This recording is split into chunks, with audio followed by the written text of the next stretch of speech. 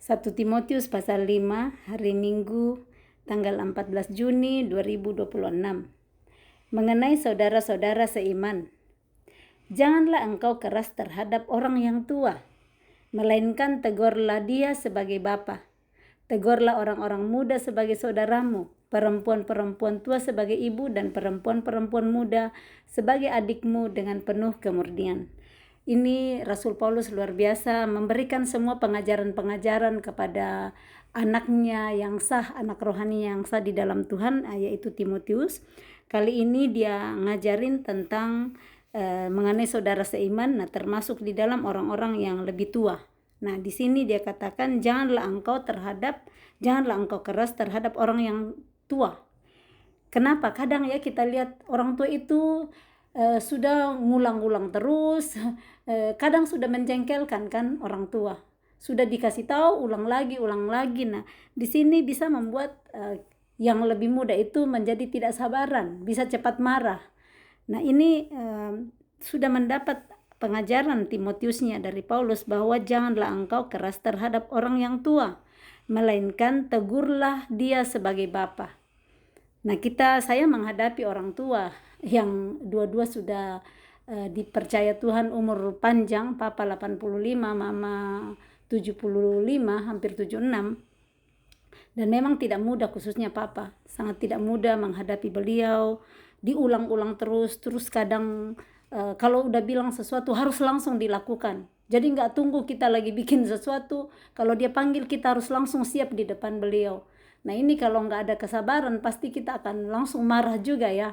Ini yang saya sering belajar dari diri saya. Kalau saya nggak menyerahkan hidup Roh Kudus tuntun, saya pasti udah marah-marah terus ke beliau. Kalau kita lagi bikin yang lain, dipanggil maunya beliau, kita sudah harus langsung di depannya. Padahal kita lagi urus yang lain. Atau adalah sesuatu yang beliau mau, langsung harus dikerjakan. Nah, yang seperti ini kalau orang tua kita. Nah, apalagi kalau orang yang bukan orang tua kita tapi lebih tua ya. Nah, ini Paulus mau ngajarin kepada Timotius, janganlah engkau keras terhadap orang yang tua, tapi berikanlah hati kita itu lemah lembut kepada mereka, belas kasihan kepada mereka. Mereka pastinya dengan situasi yang ada nggak sengaja juga ya, nggak sengaja untuk melakukan seperti itu. Tetapi di bagian orang tua, kalau karakter itu dilatih dari hari ke hari, pasti menjadi orang tua yang sabar juga ya, menunggu sampai anaknya datang kalau dipanggil. Tetapi ya pengerjaan karakter itu kita kerjakan dari hari ke hari saat kita mau. Nah, bagian sebagai orang muda di sini Paulus mengajar kepada Timotius supaya tidak keras terhadap orang yang tua, melainkan tegurlah dia sebagai bapa. Maksudnya tegur yang seperti itu. Dipanggil harus langsung hadir di depan, kita bisa bilang, ya Pak, tunggu ya, saya lagi bikin sesuatu yang lain, tunggu 2 menit. Karena betul-betul kalau beliau panggil harus langsung di depan dan ulang-ulang teriak-teriak panggil. Jadi kan kalau dengar seperti itu kita jadi jengkel dan bisa marah dan bisa keras kepada beliau. Nah, dikatakan tegurlah orang-orang muda sebagai saudaramu. Jadi diajar terhadap orang tua dan terhadap orang muda. Nah, kalau sesama orang muda itu tegur sebagai saudara, jangan dipandang enteng karena lebih muda. Tetapi kalau yang sebaya, tegur seperti saudara, kasihi, jangan pandang enteng, dan kepada orang tua jangan dikerasin. Nah, perempuan-perempuan tua sebagai ibu. Nah, saat kita dihadapkan kepada perempuan-perempuan tua, ada juga ya perempuan tua makin cerewet gitu, banyak cerewetnya. Tetapi saya bersyukur kalau dalam hal ini mama sabar sekali orangnya, sangat sabar mama. Saya nggak terlalu banyak diuji dari mama, tapi dari papa yang banyak diuji setiap hari. Pas saya datang di Indonesia sama-sama mereka, saya lihat memang di papa yang saya harus betul-betul diasah untuk lebih sabar, buah roh kesabaran bisa ada, pengandalian diri juga karena bisa saya teriak balik kalau seperti itu.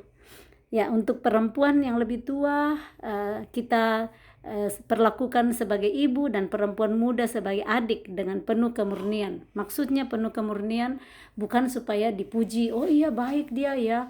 Bukan, kita harus murni saat kita menegur atau melayani orang-orang yang lebih tua, yang lebih muda, sebagai saudara kita, sebagai adik dengan kemurnian. Kita yang tahu hati kita murni nggak melayani mereka. Mengenai janda, ayat 3, hormatilah janda-janda yang benar-benar janda. Kenapa dituliskan Paulus di sini?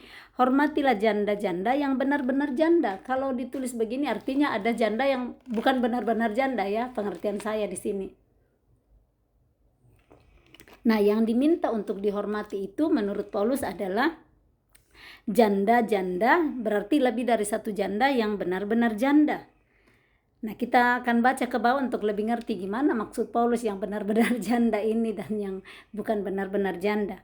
Ayat 4, tetapi jikalau seorang janda mempunyai anak atau cucu, hendaknya mereka itu pertama-tama belajar berbakti kepada kaum keluarganya sendiri dan membalas budi orang tua dan nenek mereka, karena itulah yang berkenan kepada Allah. Jadi janda itu kalau punya anak dan cucu, nah dikatakan hendaklah mereka itu, artinya anak-anaknya, cucu-cucunya yang pertama-tama belajar berbakti kepada kaum keluarganya itu, yaitu kakeknya, neneknya, orang tuanya, mamanya, papanya, berbakti terlebih dahulu kepada kaum keluarganya, membalas budi baik orang tua. Budi orang tua yang sudah membesarkan kita, mama yang sudah mengandung kita 9 bulan, melahirkan kita, merawat, papa yang bekerja bersama-sama mama membesarkan kita, dan nenek kalau cucunya, itulah yang dikatakan membalas budi orang tua. Dan itu dikatakan itulah yang berkenan kepada Allah. Jadi saat kita berbuat baik, merawat orang tua kita, berbakti kepada mereka, membalas budi, itu ternyata sesuatu yang berkenan kepada Allah. Nah, yang paling bagus kita lakukan di hidup adalah melakukan sesuatu yang berkenan kepada Allah. Tetapi ada orang ya yang orang tua sudah tua ya, sibuk terus anaknya cari uang, tidak memperhatikan orang tua, ataukah kasihan orang tuanya dari kampung dan dia sudah berada, dia tidak mau lagi lihat orang tuanya karena malu. Kita biasa lihat di film-film yang seperti itu ya, dan di kenyataan pun ada yang seperti itu, orang-orang yang karena sudah sukses dan malu mengakui orang tuanya. Dan hal-hal seperti ini yang diajarkan oleh Paulus kepada Timotius. Nah, ayat 5, sedangkan seorang janda yang benar-benar janda yang ditinggalkan seorang diri, menaruh harapannya kepada Allah dan bertekun dalam permohonan dan doa siang malam. Jadi di sini dikatakan seorang janda yang benar-benar janda itu yang ditinggalkan seorang diri. Tidak ada anaknya, tidak ada cucunya, tidak ada keluarganya. Seperti inilah janda yang benar-benar janda. Karena janda yang punya anak, punya cucu, ya keluarganya itulah yang harusnya rawat lebih dahulu. Tetapi kalau janda yang benar-benar janda itu, yang tidak ada anak, tidak ada cucu yang merawat. Inilah yang dimaksud di ayat 3 tadi, hormatilah janda-janda yang benar-benar janda.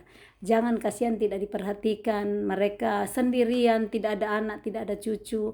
Hormatilah mereka, kasihilah mereka. Ayat yang saya ulang ayat 5, sedangkan seorang janda yang benar-benar janda yang ditinggalkan seorang diri menaruh harapannya kepada Allah dan bertekun dalam permohonan dan doa siang malam. Nah, janda yang seperti ini kasihan, tidak ada yang memperhatikan, tidak ada anak cucu, harapannya satu-satunya hanya pada Tuhan. Dia berharap, menaruh pengharapan, tekun berdoa dalam permohonan siang dan malam kepada Tuhan. Nah, orang-orang seperti ini, janda yang benar-benar janda seperti ini yang Tuhan mau untuk kita perhatikan. Jangan tidak mengambil bagian atau tidak mengasihi mereka. Kalau kita di dalam hidup kita dipertemukan janda yang benar-benar janda seperti ini, kasihilah mereka. Perlakukanlah mereka dengan baik, hormatilah mereka.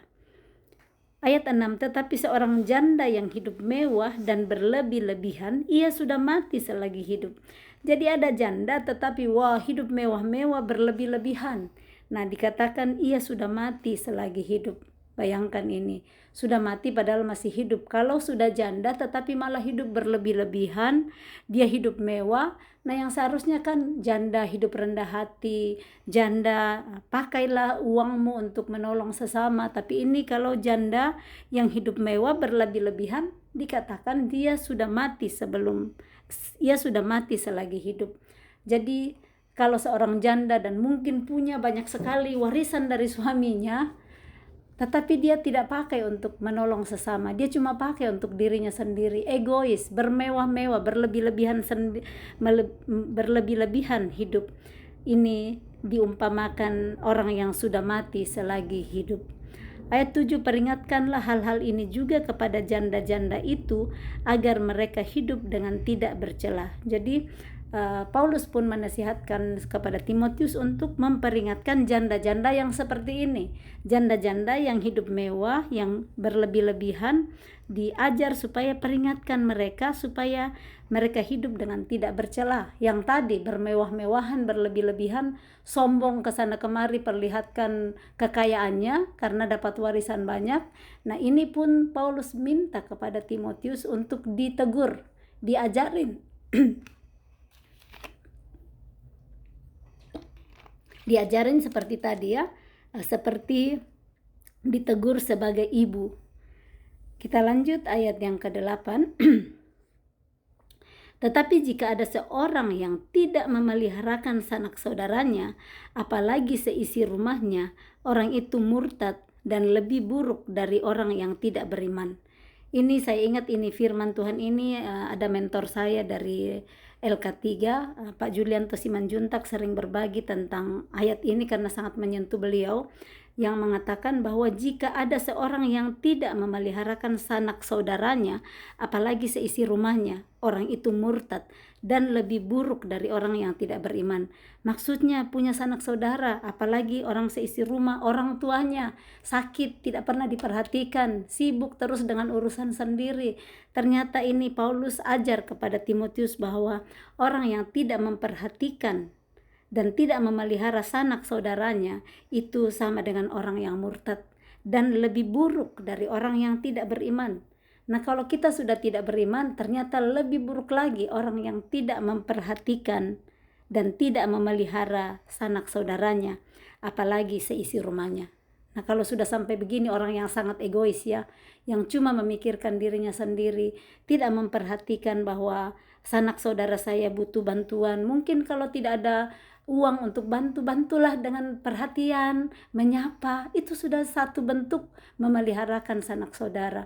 Tetapi kalau kita tidak pernah menyapa, tidak pernah menanyakan kabar, padahal itu sanak saudara sendiri, apalagi seisi rumah, apalagi orang tua sendiri, mertua, menantu, ipar, semua itu masuk di sana. Mari kita belajar hari ini tentang firman yang kembali 2 Timotius 3 ayat 16 mengatakan segala tulisan yang diilhamkan Allah memang bermanfaat untuk mengajar, menyatakan kesalahan, memperbaiki kelakuan, dan mendidik orang hidup dalam kebenaran. Pelajaran apa yang kita dapat hari ini? Apakah kita sudah memperhatikan dan memelihara sanak saudara kita, ataukah kita sibuk dengan urusan kita sendiri? Kita paling sering bilang, masalah saja, saya saja belum beres, saya juga bermasalah, saya tidak bisa kasih waktu untuk mengurus yang lain. Semakin kita memberi waktu kita untuk orang lain, apalagi itu sanak saudara kita, apalagi seisi rumah kita, Tuhan yang akan urus bagian-bagian lain dalam hidup kita, yang kita capek urus sendiri tidak pernah beres-beres. Tapi saat kita memberikan hidup kita untuk memelihara sanak saudara kita, memelihara seisi rumah kita, orang tua kita, nenek kita, kakek kita, siapapun itu Tuhan yang akan memelihara juga kehidupan kita. Dan di sana kita belajar tentang pengajaran Paulus kepada Timotius di sini, supaya kita tidak menjadi orang murtad, karena ini disamakan dan lebih buruk dari orang yang tidak beriman. Mari kita hari ini belajar untuk memeliharakan sanak saudara dan seisi rumah kita. Kembali, bukan hanya dengan materi kita bisa memelihara mereka, memberikan waktu, memberikan pelayanan yang tidak dengan uang. Kalau kita bilang saya tidak ada uang, kalau tidak ada uang kita ada waktu. Kalau tidak ada waktu, ada WhatsApp sekarang, ada teleponlah, tanya-tanyalah kabarnya, tanya-tanya apakah mereka baik-baik saja atau sehat-sehat saja. Ayat 9, yang didaftarkan sebagai janda hanyalah mereka yang tidak kurang dari 60 tahun, yang hanya satu kali bersuami. Jadi tadi lagi Paulus kan bilang yang benar-benar janda. Nah, dia pakai kriteria lagi di sini Paulus bahwa yang benar-benar janda itu didaftarkan sebagai janda hanyalah mereka yang tidak kurang dari 60 tahun. tidak kurang dari 60 tahun. Berarti bagaimana pengertiannya ya? Tidak kurang dari 60 tahun. Berarti yang lebih dari 60 tahun. Maaf, saya kurang bisa menjelaskan. Tidak kurang dari 60 tahun. Berarti harus di atas 60 tahun ya yang disebut janda. Nanti kita mengerti sendiri, hitung-hitung lagi. Ini saya pas lagi blank ini hitungan di sini, maaf. Nanti kalau yang baca dan dengar nanti bisa kasih masukan. Jadi yang didaftarkan sebagai janda hanyalah mereka yang tidak kurang dari 60 tahun yang hanya satu kali bersuami. Jadi ini dikatakan yang bisa didaftar sebagai janda hanya yang satu kali bersuami. Jadi satu kali bersuami suaminya mati, kurang lebih seperti itu. Jadi yang sudah lebih dari 2 kali bersuami tidak disebut janda menurut kriteria Paulus di sini ya yang diajarkan kepada Timotius. Apalagi yang nikah cerai berulang-ulang itu tidak masuk dalam kriteria sebagai janda menurut Paulus, karena ini di sini hanya yang satu kali bersuami. Yang ke-10, dan yang terbukti telah melakukan pekerjaan yang baik. Jadi waktu dia masih menikah, dia melakukan pekerjaan baik. Seperti mengasuh anak, dia mengasuh anaknya waktu suaminya masih hidup. Memberi tumpangan atau mungkin waktu cerai, mungkinkah suaminya menceraikan atau bagaimana. Tetapi dia tetap mengasuh anaknya, memberikan tumpangan, membasuh kaki saudara-saudara seiman, menolong orang-orang yang hidup dalam kesesakan. Pendeknya, mereka yang telah menggunakan segala kesempatan untuk berbuat baik. Jadi ini kriteria janda yang bisa didaftarkan sebagai janda menurut Paulus kepada Timotius, hanya orang-orang yang seperti ini. Jadi bukan asal dibilang oh ya sudah tidak ada suaminya sudah janda, masukkan di dalam daftar sebagai janda. Paulus memberikan kriteria-kriteria supaya nanti didaftar sebagai janda. Ayat yang ke-11 tolaklah pendaftaran janda-janda yang lebih muda. Jadi janda yang lebih muda katanya ditolak. Saya nggak ngerti kenapa sampai Paulus mengatakan seperti ini. Karena apabila mereka sekali digairahkan oleh keberahian yang menceraikan mereka dari Kristus, mereka itu ingin kawin. Dan dengan memungkiri kesetiaan mereka yang semula kepadanya, mereka mendatangkan hukuman atas dirinya. Jadi maksudnya Paulus di sini janda-janda yang lebih muda itu kan pastinya masih berahi ya, untuk nantinya lagi apakah mau menikah lagi atau pergi sama laki-laki tanpa menikah. Nah, seperti ini yang Paulus beri kriteria supaya hidup kudus di antara orang-orang, di antara jemaat-jemaat. Khususnya kali ini tentang wanita karena ini mengenai janda. Ayat yang ke-13, ayat 12 dulu. Dan mereka itu ingin kawin dan dengan memungkiri kesetiaan mereka yang semula kepadanya, mereka mendatangkan hukuman atas dirinya. Lagi pula dengan keluar masuk rumah orang, mereka membiasakan diri bermalas-malas. Dan bukan hanya bermalas-malas saja, tetapi juga meleter dan mencampuri soal orang lain dan mengatakan hal-hal yang tidak pantas. Jadi ini janda-janda yang dikatakan keluar masuk rumah orang, membiasakan diri bermalas-malas. Mungkin ini janda yang banyak keluarganya ya, banyak saudara, jadi keluar masuk satu keluarga ke sana, saudaranya lagi yang lain pergi keluar masuk. Tetapi mereka tidak berusaha untuk bekerja, mereka bermalas-malas saja. Ada saudara saya kok saya bisa hidup dari pindah satu rumah ke rumah yang lain. Ini dikatakan keluar masuk rumah orang. Dan dikatakan bukan hanya keluar bermalas-malas saja, tapi juga meleter dan mencampuri soal orang lain. Jadi masuk rumah sana, campurin urusan di dalam rumahnya orang. Pindah lagi di sana, campurin lagi. Misalnya itu rumah tangga dengan adiknya ya atau kakaknya, dia campuri lagi, istrimu begini, suamimu begini.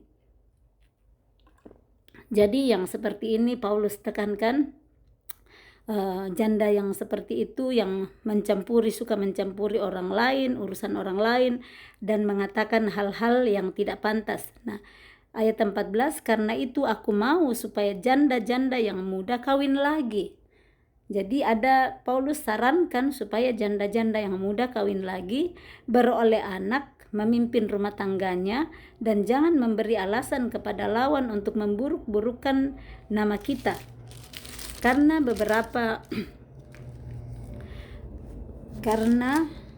beberapa janda telah tersesat mengikut iblis.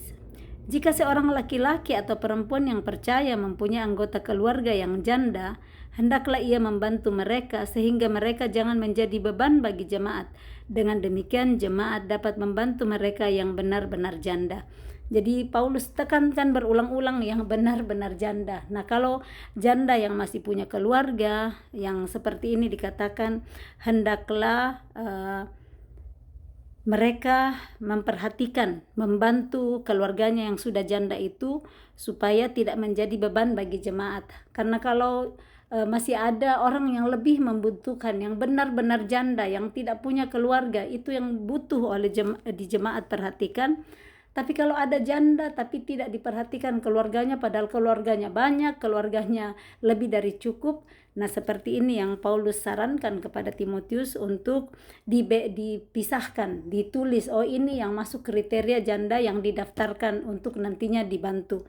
Nah, di jemaat-jemaat ya, di gereja-gereja ada pelayanan-pelayanan seperti ini untuk diakonia, untuk para janda, ada pelayanan khusus seperti itu. Nah, ini ternyata sudah diajarkan Paulus di zaman dia dulu, untuk janda yang benar-benar janda lebih diperhatikan terlebih dahulu daripada janda yang masih kuat, masih bisa bekerja, masih ada keluarganya, dibanding janda yang benar-benar sudah tua, sudah tidak kuat lagi bekerja dan tidak ada anak cucu yang merawat dia.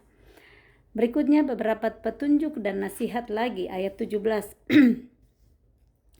Penatua-penatua yang baik pimpinannya patut dihormati.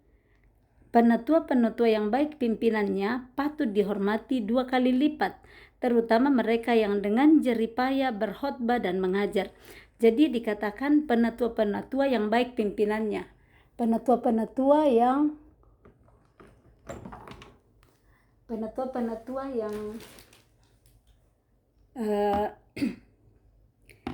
yang di sini yang dikatakan mempunyai pimpinan yang baik, dia memimpin dengan baik. Dia memimpin dengan baik jemaatnya.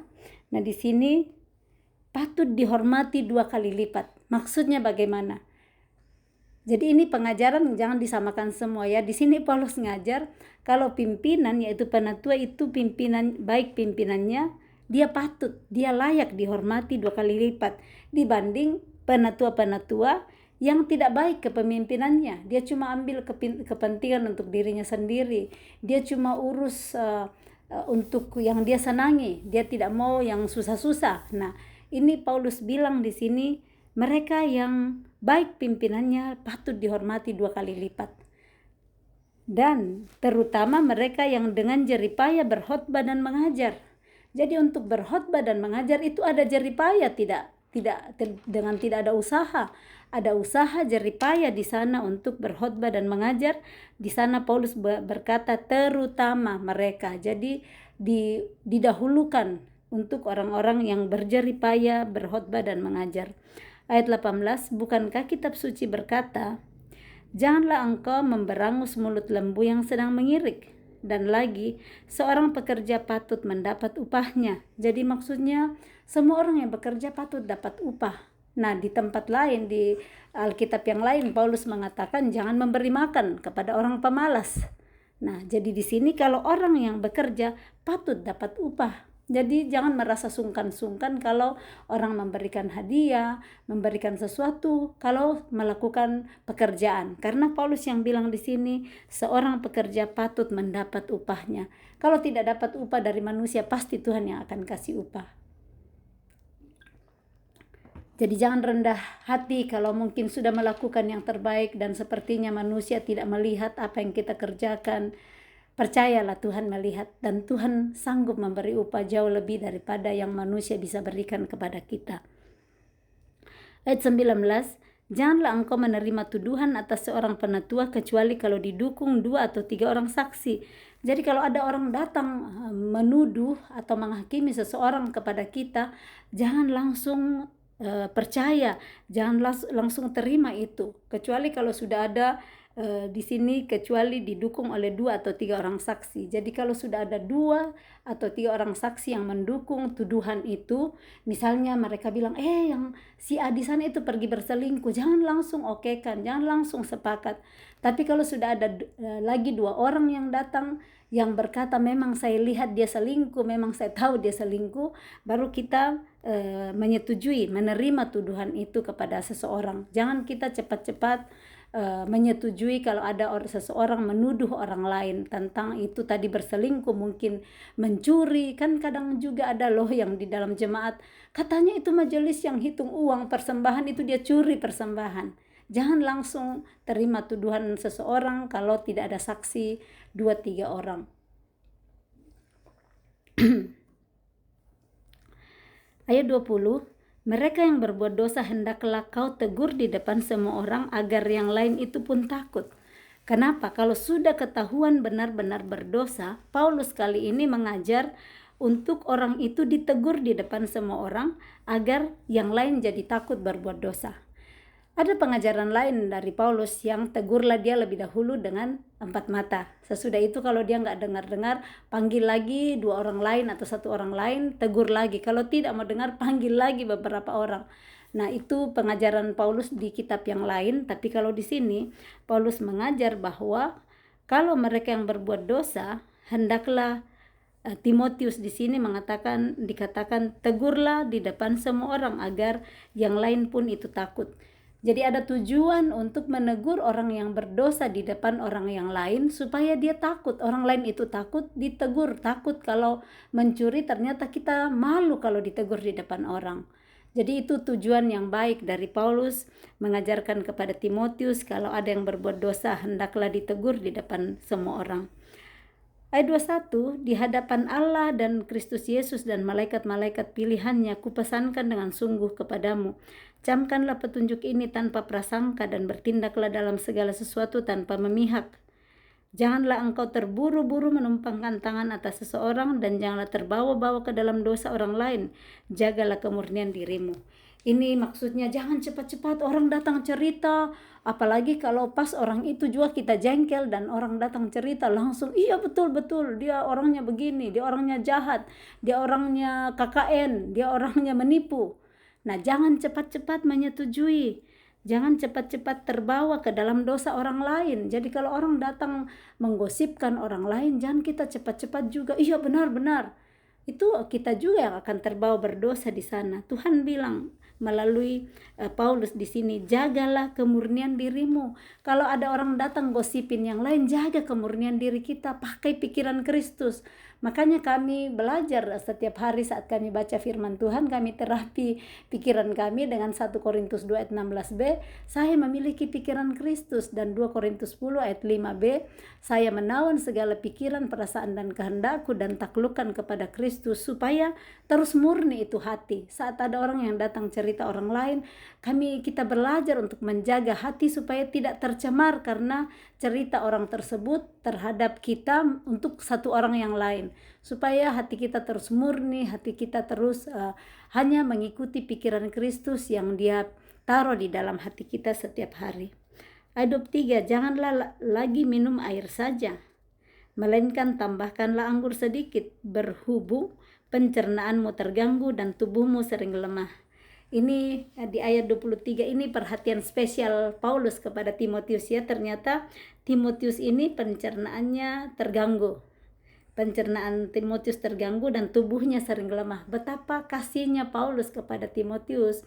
Dia tahu bahwa anak rohaninya ini pencernaannya terganggu dan tubuhnya sering lemah. Karena itu dia sarankan, dia kasih obat khusus ini. Dia bilang janganlah lagi minum air saja. Jadi Paulus sarankan kepada Timotius supaya saat minum dia tambahkan anggur sedikit. Nah itu resepnya ternyata supaya pencernaannya lebih bagus nantinya dan tubuhnya menjadi lebih kuat. Ayat 24, dosa beberapa orang mencolok seakan-akan mendahului mereka ke pengadilan, tetapi dosa beberapa orang lagi baru menjadi nyata kemudian. Demikian pun perbuatan baik itu segera nyata, dan kalau tidak demikian ia tidak dapat terus tinggal tersembunyi. Maksudnya di sini ada dosa orang-orang yang langsung mencolok, kelihatan kalau dia menipu, dia korupsi, tetapi ada juga orang-orang yang dosanya tidak kelihatan, sudah mencuri, sudah korupsi, sudah selingkuh, tapi selalu bisa bersembunyi dari situ, selalu bisa berkelit, tetapi tidak ada satupun yang tersembunyi. Rahasia apapun tidak ada yang tidak akan diketahui, semua akan terbuka satu kali nanti. Jadi hiduplah dengan jujur, hidup dengan tidak menutup-nutupi hal-hal yang pastinya satu hari nanti akan terbongkar. Karena banyak orang tidak beralih, tidak berpindah dari kejahatannya karena belum ketahuan, belum terbongkar. Tetapi daripada dipermalukan, lebih lagi nanti mengaku saja dari sekarang, supaya nantinya saat kita mengaku dosa kita, Tuhan berkata, jika engkau mengaku dosamu, maka Tuhan adalah setia dan adil. Dia akan mengampuni kita dan menjauhkan kita dari segala kesalahan kita. Amin. Demikian pengajaran Paulus kepada Timotius hari ini, sangat kaya dengan hikmat-hikmat. Kiranya firman Tuhan ini, Roh Kudus yang akan menuntun dan mengajari kita untuk kita mengerti secara sederhana yang kita bisa mengerti dan kita dapat praktekkan dalam kehidupan kita, baik kalau kita mendengar posisi sebagai orang muda, atau sebagai orang tua, atau posisi janda, atau posisi menantu, posisi ipar, posisi anak, atau posisi cucu, siapapun kita, baik kita membuka hati untuk dituntun Roh Kudus, diajari Roh Kudus, dinyatakan kesalahan, diperbaiki kelakuan, dan kita akan dituntun hidup dalam kebenaran, sehingga dari cara kita berpikir, bertindak selama ini yang sudah kita kerjakan bertahun-tahun, Tuhan sanggup ubahkan melalui firman yang hidup, yang kuat, yang lebih tajam dari pedang bermata dua manapun, yang menusuk amat dalam, sanggup memisahkan roh dan jiwa, sendi-sendi dan sumsum, bahkan sanggup membedakan pikiran dan pertimbangan hati manusia. Salam kasih, Tuhan Yesus memberkati. Selamat hari Minggu. Shalom.